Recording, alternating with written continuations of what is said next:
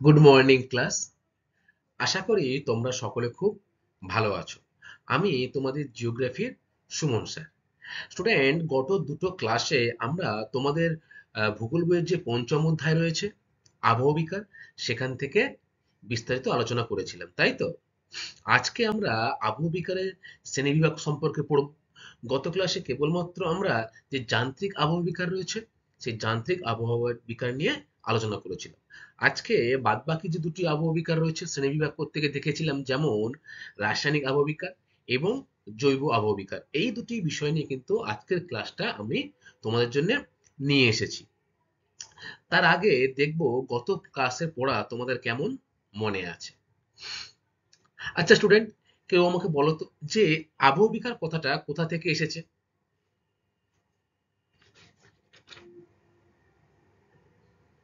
Very good. আবহবিকার যে কথাটা সেটা কিন্তু এসেছে আবহাওয়া থেকে, তাই তো?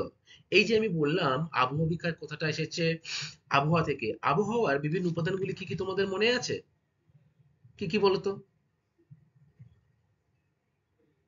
Very good. এই যে বৃষ্টিপাত, আর্দ্রতা, উষ্ণতা, এই যে বিষয়গুলো, এগুলোকে কিন্তু বলা হয় কি? আবহাওয়ার উপাদান। এই উপাদানগুলোর দ্বারা এবং বায়ুমণ্ডলের কাজের দ্বারা কিন্তু শিলাগুলি চূর্ণ বিচূর্ণ হয় এবং রাসায়নিক বিয়োজন ঘটে। তাকেই আমরা কি বলবো? আবহাওয়া বিজ্ঞান। এছাড়া আমরা আর কি জেনেছিলাম যে ক্ষয়ীভবন কাকে বলে, নগ্নীভবন কাকে বলে, পুঞ্জিত ক্ষয় কাকে বলে, তাই তো? তোমরা আমাকে বলো তো যে ক্ষয়ীভবন কাকে বলে? Very good.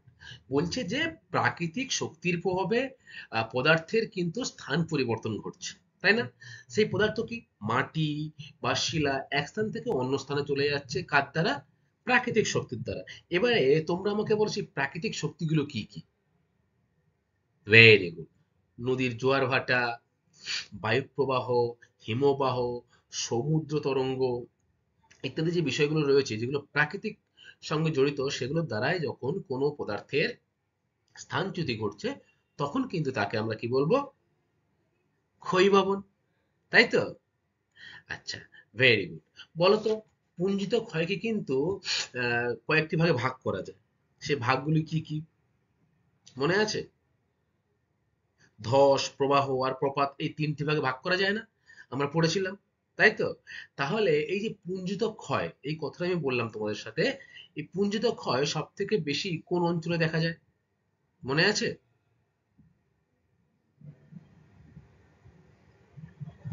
পুঞ্জিত ক্ষয় দেখা যায় কিন্তু সব থেকে বেশি পার্বত্য অঞ্চলে, তাই না? যেখানে মাধ্যাকর্ষণ শক্তির প্রভাবে এবং বিভিন্ন প্রাকৃতিক কারণবশত এবং মনুষ্যসৃষ্ট কারণবশত পার্বত্য অঞ্চলে ধস নামে। হঠাৎ করে ধসটা বাড়ি ঘর রাস্তাঘাট নিয়ে কিন্তু মাধ্যাকর্ষণ শক্তির টানে নিচের দিকে নেমে আসে। তাকে কি আমরা বলবো? পুঞ্জিত ক্ষয়। আচ্ছা, এরপর স্টুডেন্ট আমরা গত ক্লাসে কিন্তু যান্ত্রিক আবহবিকারের যে প্রক্রিয়া সমূহ সেই প্রক্রিয়াগুলো সমূহ কিন্তু জেনেছিলাম। চারটি প্রধান প্রক্রিয়া রয়েছে। তোমরা আমাকে বলো প্রধান চারটি প্রক্রিয়াগুলি কি কি? নাম্বার ওয়ান, বলো। ভেরি গুড, প্রস্তরচায়ী খণ্ডকরণ। দুই, স্বল্পমোচন। Very good. আর তিন, ক্ষুদ্রকণা বিস্ফোরণ, তাই না? আর নাম্বার চার হচ্ছে তুষারের কার্য, তাই তো? এই যে চারটি বিষয়, এই চারটি বিষয় কিন্তু আমাদের আবহাওয়ার যে শ্রেণীবিভাগ ছিল যান্ত্রিক আবহবিকার, যান্ত্রিক আবহবিকারের চারটি প্রক্রিয়া।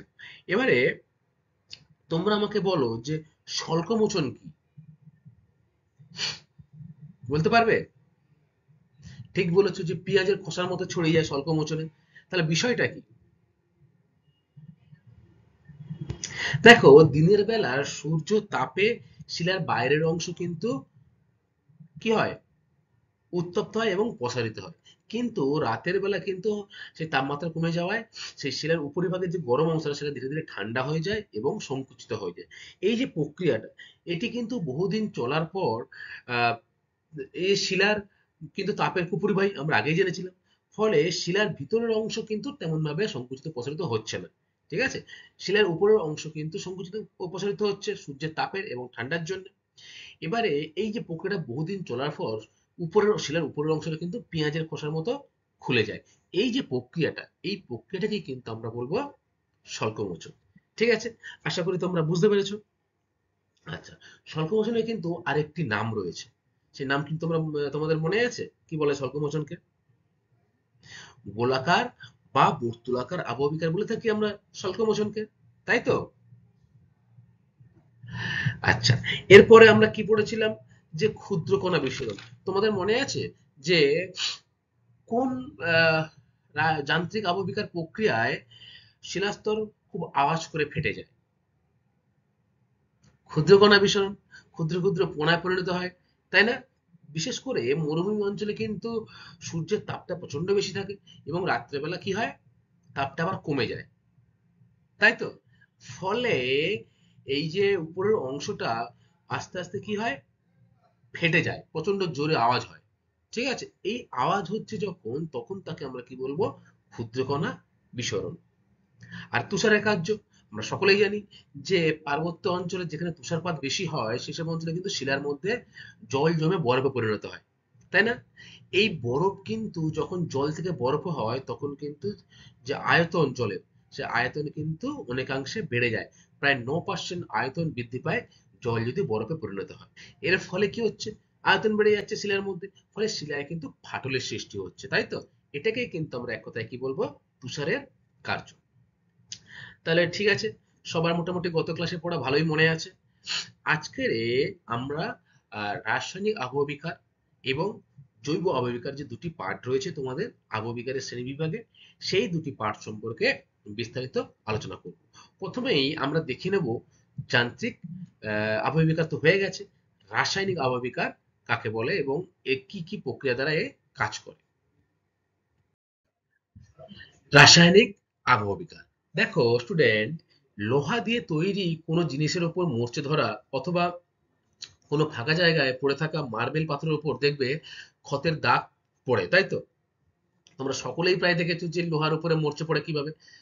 ছবিতে রয়েছে দেখো, লোহা বহুদিন ধরে পড়ে থাকলে সেখানে কিন্তু এরকম মরচে পড়ে যায়, তাই না? এবার তোমরা শুনলে অবাক হবে যে এই যে মরচে আসলে লোহারই শিথিল হয়ে যাওয়াই অংশ।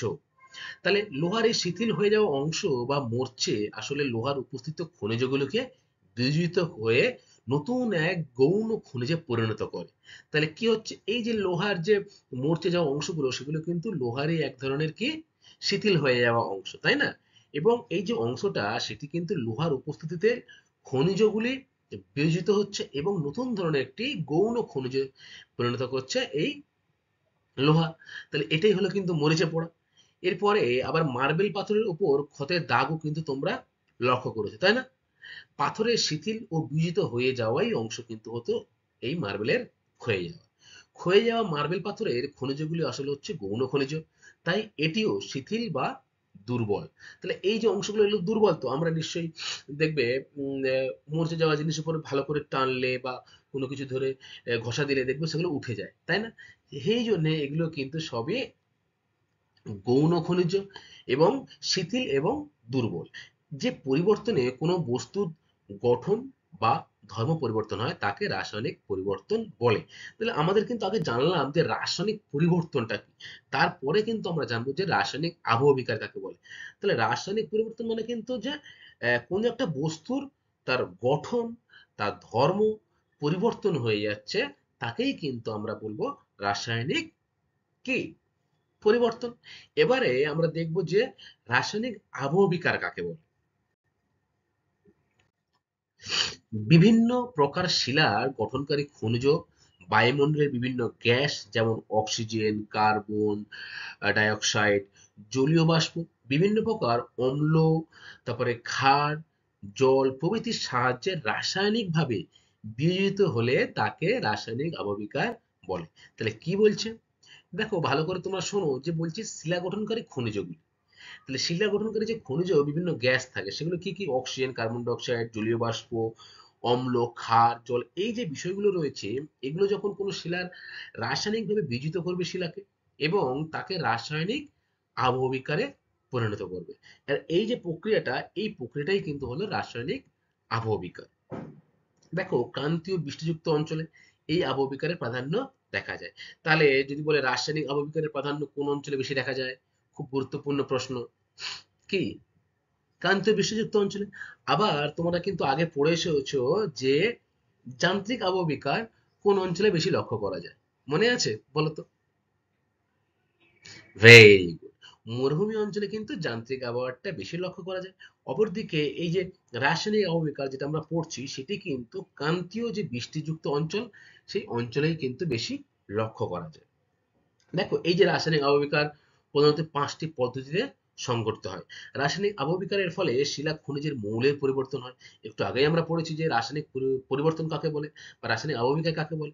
অর্থাৎ কোনো পদার্থের মৌল বা তার যে বস্তুর যে খনিজের মৌল, সেটি কিন্তু পরিবর্তন ঘটে যাচ্ছে, ঠিক আছে? অর্থাৎ প্রধান খনিজ পরিবর্তিত হয়ে গৌণ খনিজে পরিণত হওয়াই কিন্তু হলো রাসায়নিক পরিবর্তন। আর ঠিক একই জিনিস শিলার ক্ষেত্রেও হয়ে থাকে।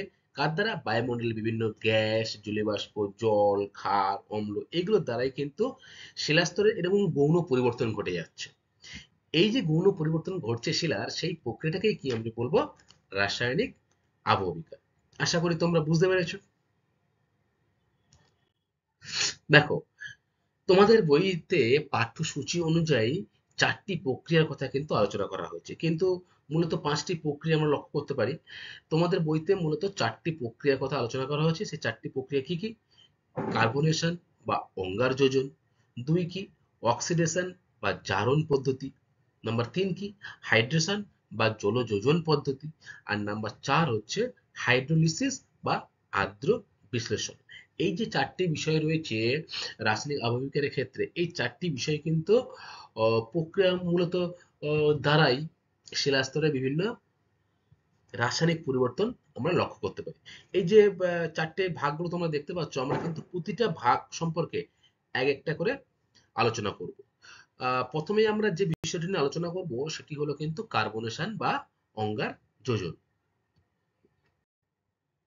দেখো, প্রথমটা রয়েছে কার্বনেশন বা অঙ্গার যোজন।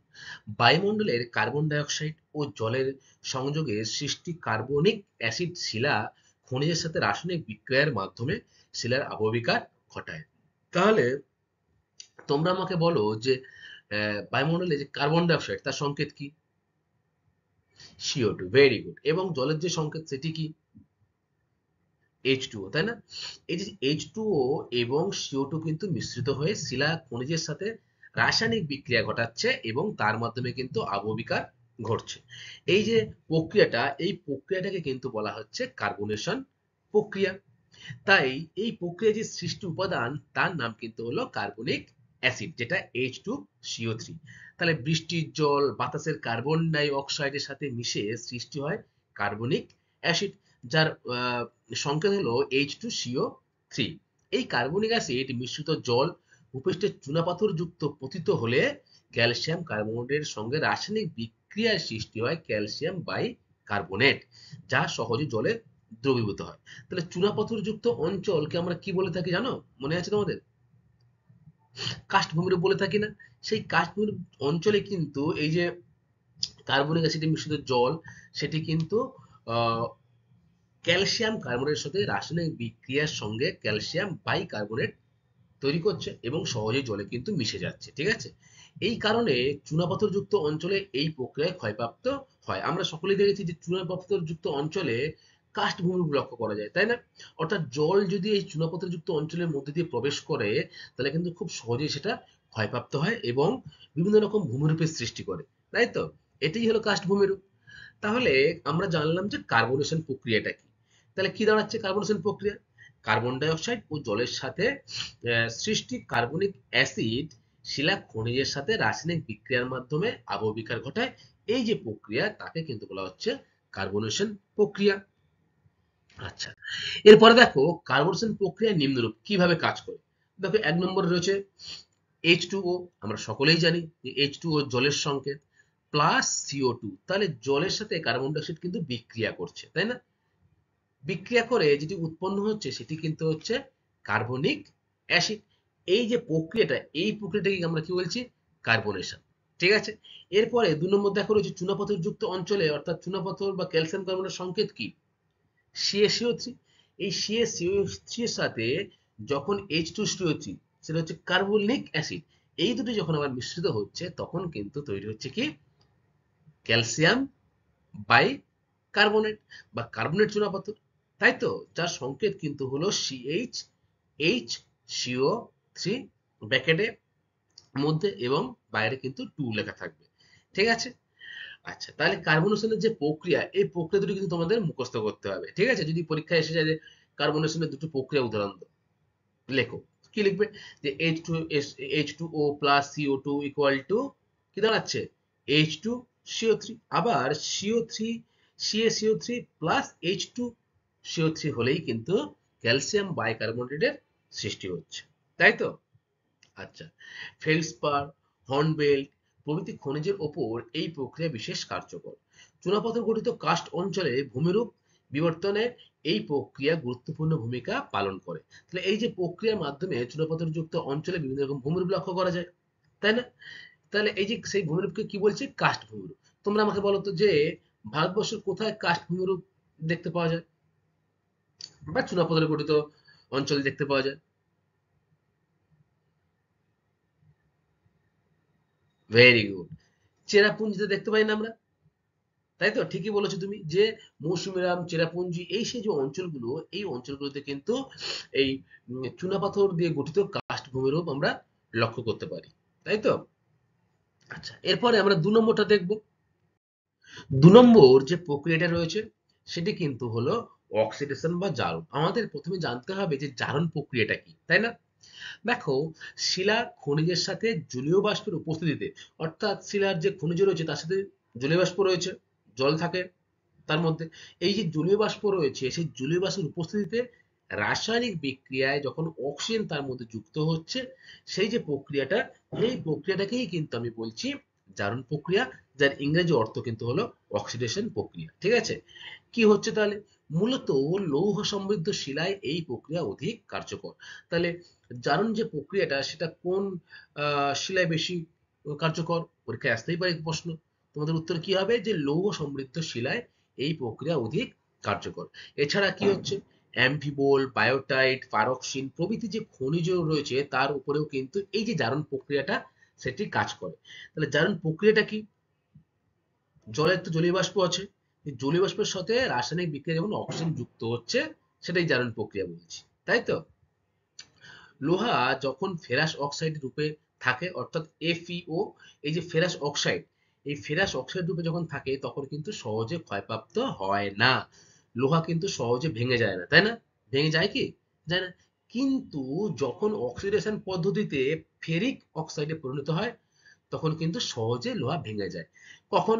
যখন দেখবে লোহা বহুদিন ধরে কোথাও জলের সংস্পর্শে এসে যখন তা মরচে পড়ে যাচ্ছে, আহ, তখন কিন্তু কোন প্রক্রিয়া কাজ করছে? ফেরিক অক্সাইডে পরিণত হওয়ার জন্য কিন্তু এই অক্সিডেশন প্রক্রিয়া কাজ করে। ঠিক আছে, এই অক্সিডেশন প্রক্রিয়ার মাধ্যমে সেটি কিন্তু মরচে পড়ে যাচ্ছে, যা সহজে কিন্তু ভেঙে যায়।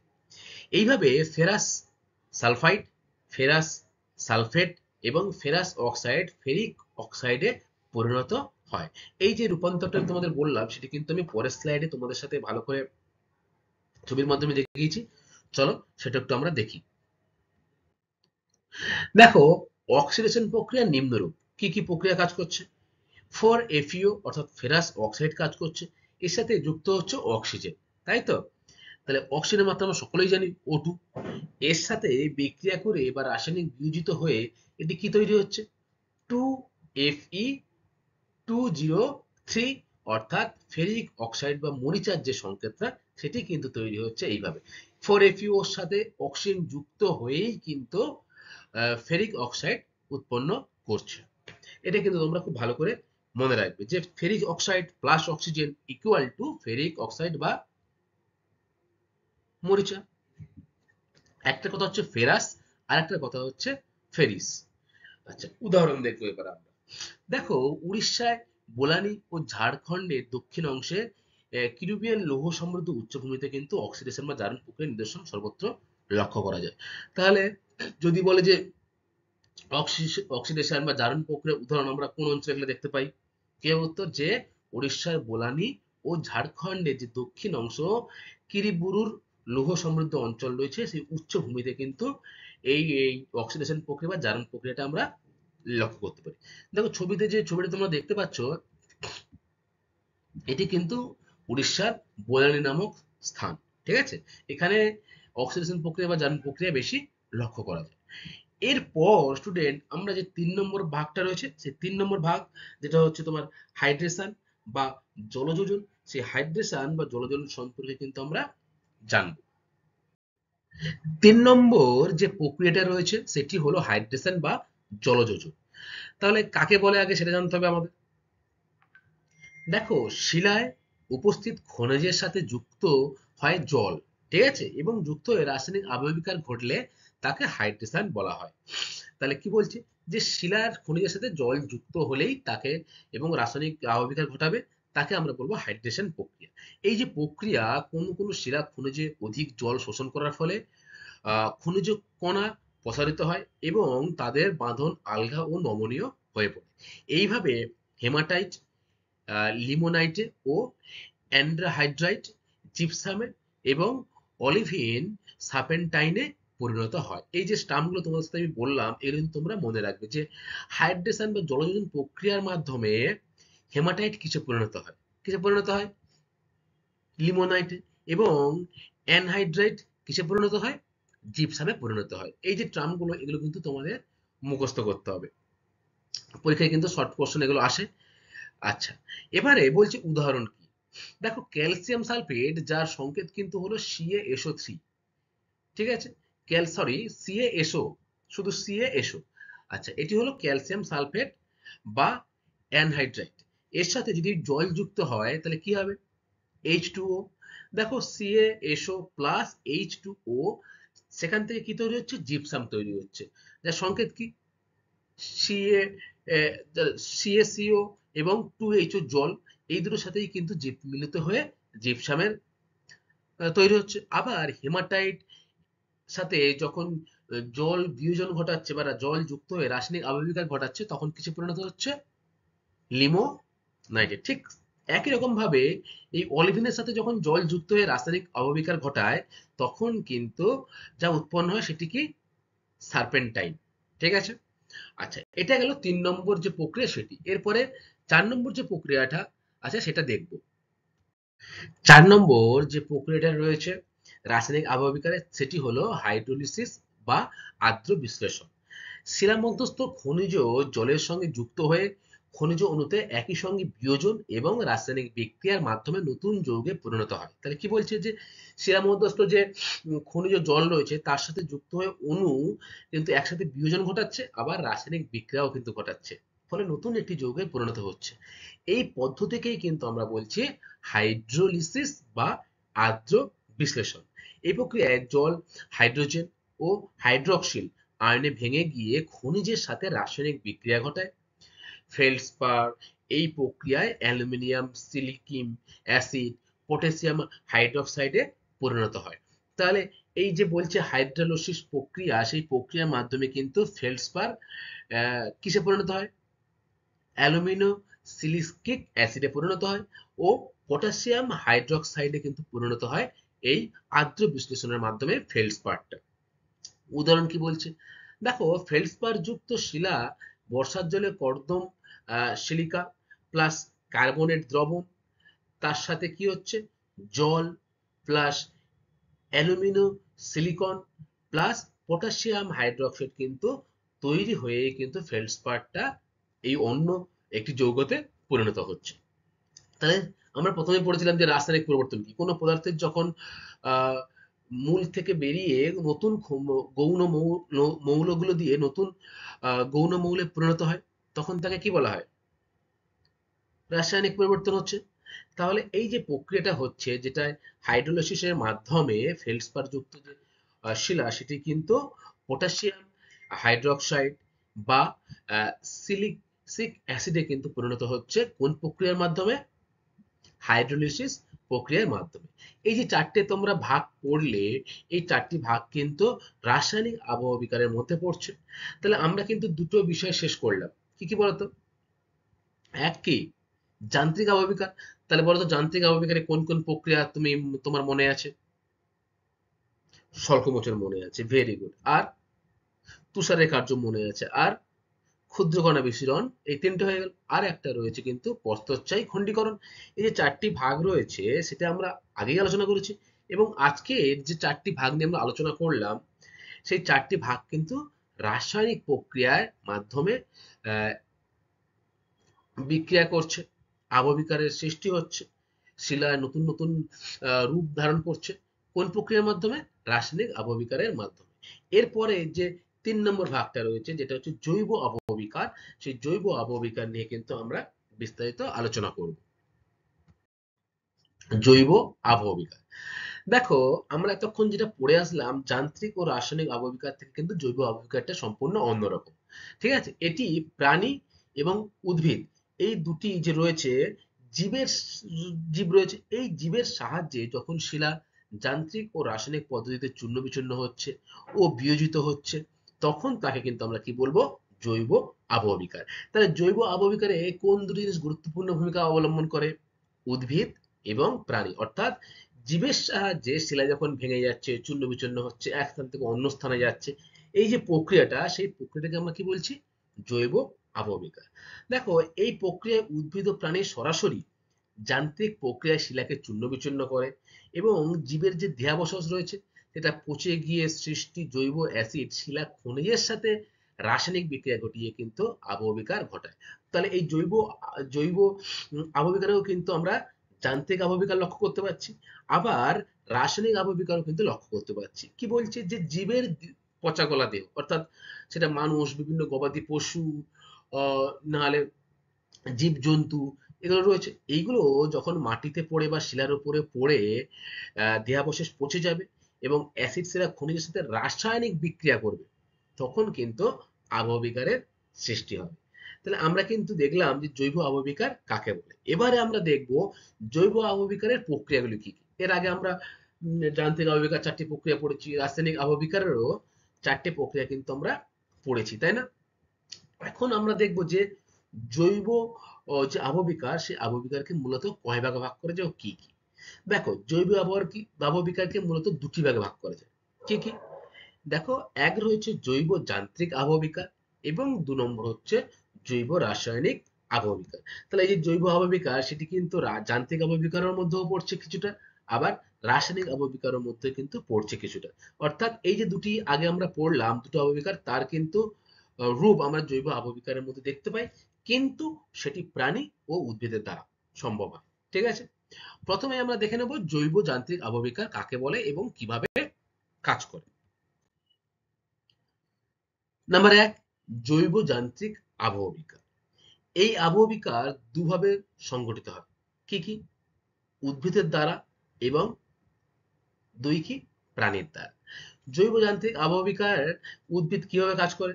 দেখো, উদ্ভিদের যখন শিকড় শিলার মধ্যে প্রবেশ করে, শিলাকে ফাটিয়ে দেয় এবং শিলা খন্ড বিখণ্ড হয়, আহ, তখন কিন্তু উদ্ভিদ এইভাবে শিলাকে ভাগ করে দেয়, তাই না? তোমরা ছবিতে দেখতেই পাচ্ছ, দেখো এই গাছটি শিলার মধ্যে অবস্থান করছে। ধীরে ধীরে যখন গাছটা বৃদ্ধি পাচ্ছে, তখন কিন্তু গাছের যে শিকড়, সেটিও কিন্তু বৃদ্ধি পাবে, তাই না? এর ফলে কি হবে? শিলায় কিন্তু একটা ফাটলের সৃষ্টি হয়েছে, দেখো এই যে ফাটলের দাগ, এটা ফাটল সৃষ্টি হয়েছে।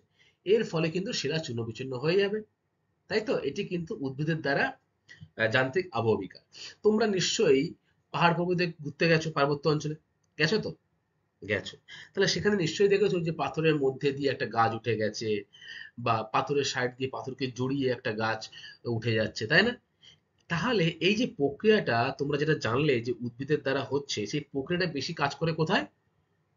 পার্বত্য অঞ্চলে কিন্তু বিশেষত এই উদ্ভিদের দ্বারা জৈব যান্ত্রিক আবহবিকার কাজ করে।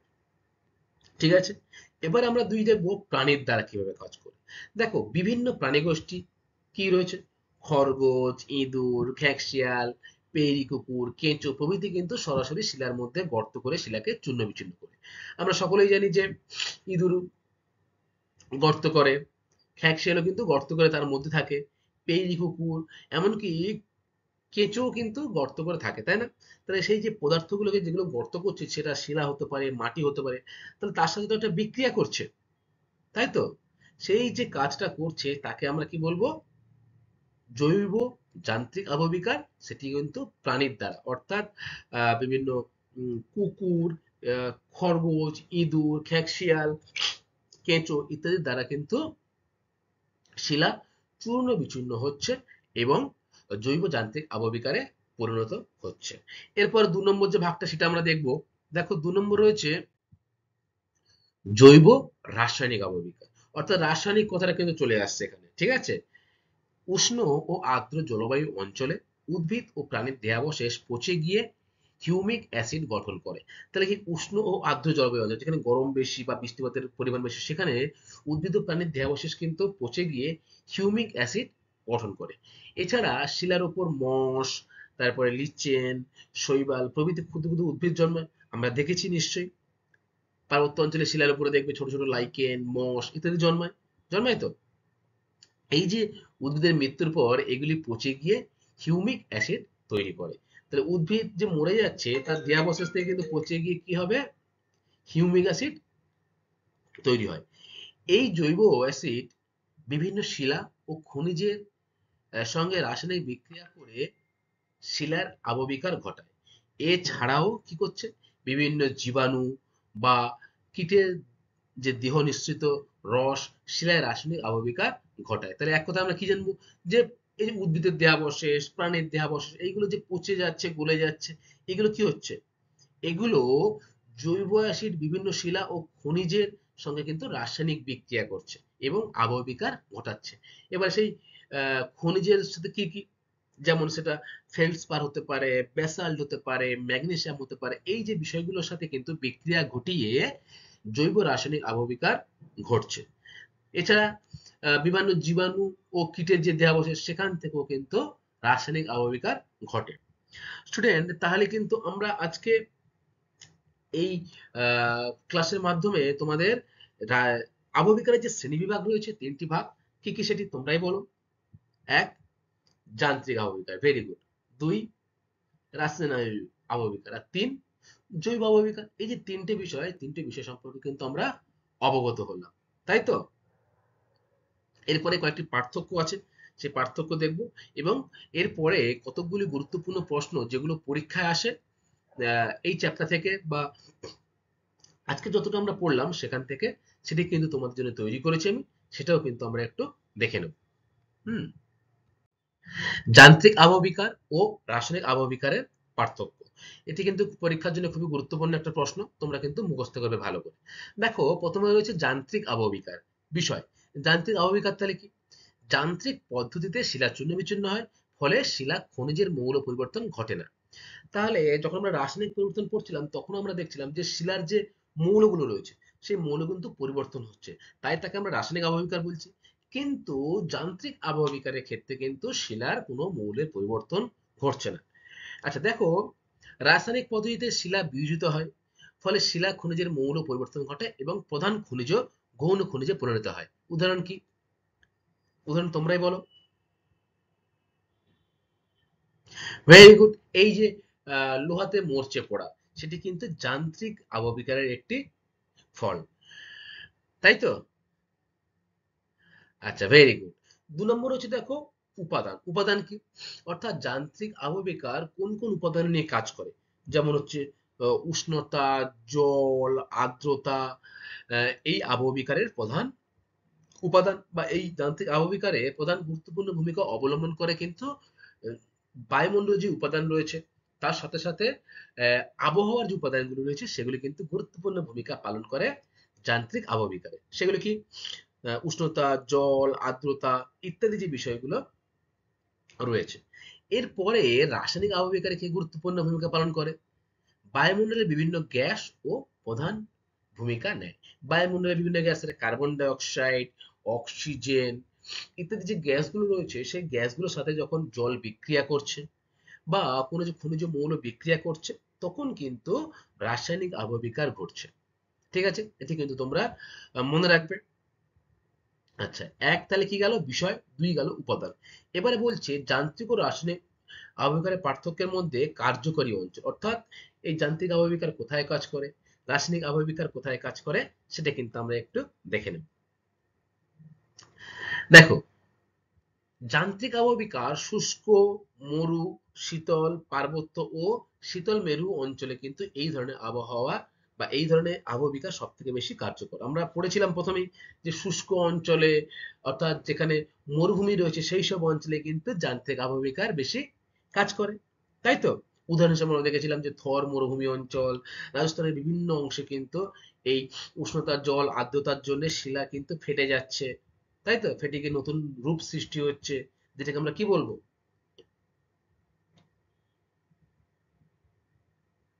ক্ষুদ্রকণা বিস্ফোরণ না? শিলা আওয়াজ করে ফেটে যাওয়ার ফলে ধীরে ধীরে কিন্তু গুঁড়ো গুঁড়ো গুলো পড়ে যাচ্ছে। এটি কিন্তু কার্যকরী অঞ্চল। আচ্ছা, নাম্বার ৩ এর মধ্যে রাসায়নিক আবহবিকার রয়েছে দেখো, উষ্ণ, আর্দ্র, নিরক্ষীয়, ক্রান্তীয় মৌসুমী ও সাভানা জলবায়ু অঞ্চলে এই ধরনের আবহাওয়া বেশি, বা এই ধরনের যে আবহবিকার সেটি বেশি লক্ষ্য করা, অর্থাৎ যেখানে বৃষ্টিপাতের পরিমাণ বেশি। দেখো, নিরক্ষীয় জলবায়ু অঞ্চল আমরা সকলেই জানি বৃষ্টিপাতের পরিমাণ বেশি। বলো তো কেন বেশি? বলো। Very good. সূর্যরশ্মি কিন্তু নিরক্ষীয় জলবায়ু অঞ্চলে লম্বভাবে কিরণ দেয়, তাই না? সেই জন্য নিরক্ষীয় অঞ্চলে কিন্তু বৃষ্টিপাতের পরিমাণ বেশি। ক্রান্তীয় মৌসুমী জলবায়ু, সেখানেও বৃষ্টিপাতের পরিমাণ মাঝারি। সাভানা জলভূমি অঞ্চলেও বৃষ্টিপাতের পরিমাণ বেশি। তাহলে পৃথিবীর যে অঞ্চলগুলোতে বৃষ্টিপাতের পরিমাণ বেশি সেই অঞ্চলগুলোতে কিন্তু রাসায়নিক আবহবিকার সংঘটিত হচ্ছে বা বেশি পরিমাণে ঘটছে, তাই তো? আচ্ছা, এছাড়া আর কি থাকতে পারে পার্থক্য? দেখো, রাসায়নিক বা যান্ত্রিক আবহবিকারের কিন্তু ধরনগুলো আলাদা। যেমন যান্ত্রিক আবহবিকারে স্বল্পমোচন, ক্ষুদ্রকণা বিসরণ, তাই তো? ঠিক তেমনি আহ, রাসায়নিক আবহবিকারে কিন্তু অন্যগুলি কাজ করছে কি, আর্দ্র বিশ্লেষণ, তারপরে তোমার জলযোজন, জারণ, যোজন, এই বিষয়গুলো কিন্তু কাজ করছে রাসায়নিক আবহবিকারে। আর যান্ত্রিক আবহবিকারে কি বললাম, বলো? ক্ষুদ্রকণা বিসর্জন, তারপরে তুষারের কার্য, প্রস্থচ্ছায় খণ্ডকরণ, স্বল্পমোচন, এই বিষয়গুলো কিন্তু কাজ করছে যান্ত্রিক আবহাওয়াতে। তাহলে তোমরা কিন্তু খুব ভালো করে এই পার্থক্য দুটো মুখস্থ করবে। এরপরে কয়েকটি গুরুত্বপূর্ণ প্রশ্ন দেখো রয়েছে তোমাদের জন্য, যেগুলি কিন্তু পরীক্ষায় খুব আসে। তোমরা কিন্তু এগুলো ভালো করে মন দিয়ে শুনবে। দেখো স্টুডেন্ট, কয়েকটি গুরুত্বপূর্ণ প্রশ্ন। প্রথম যে প্রশ্নটা রয়েছে, দেখো, অঙ্গার যোজনে কোন উপাদান তৈরি হয়? তোমরাই বলো, অঙ্গার যোজনে কি সৃষ্টি হয়? অঙ্গার সৃষ্টি হয় কিন্তু কার্বনিক অ্যাসিড, তাই না? আবার এই কার্বনিক অ্যাসিডের সাথে যখন চুনাপাথর যুক্ত হয় তখন কি তৈরি করে? ক্যালসিয়াম বাইকার্বনেট, তাই তো? তাহলে চুনাপাথরের সঙ্গে যখন কার্বনিক অ্যাসিড যুক্ত হচ্ছে তাহলে কি সৃষ্টি হচ্ছে? তোমরা কিন্তু ভালো করে মনে রাখবে, ক্যালসিয়াম বাই কার্বনেট। আচ্ছা, নাম্বার 2 দেখো, কোন রাসায়নিক আবহবিকার প্রক্রিয়ায় অ্যানহাইড্রাইট জিপসামে পরিণত হয়? খুব গুরুত্বপূর্ণ কিন্তু একটা প্রশ্ন। কোন রাসায়নিক আবহবিকার প্রক্রিয়ায় অ্যানহাইড্রিট জিপসামে পরিণত হয়? বলতো, সেটা কি যোজন প্রক্রিয়া, না জারণ প্রক্রিয়া, না জলযোজন প্রক্রিয়া, কোন প্রক্রিয়া? Very good. জলযোজন প্রক্রিয়ায় কিন্তু এই যে অ্যানথ্রা অ্যানহাইড্রাইটটা কিন্তু জিপসামে পরিণত হচ্ছে।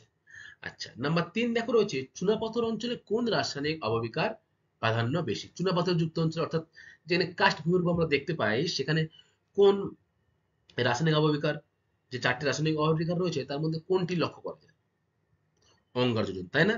যার ইংরেজি অর্থ কি? কার্বনেশন।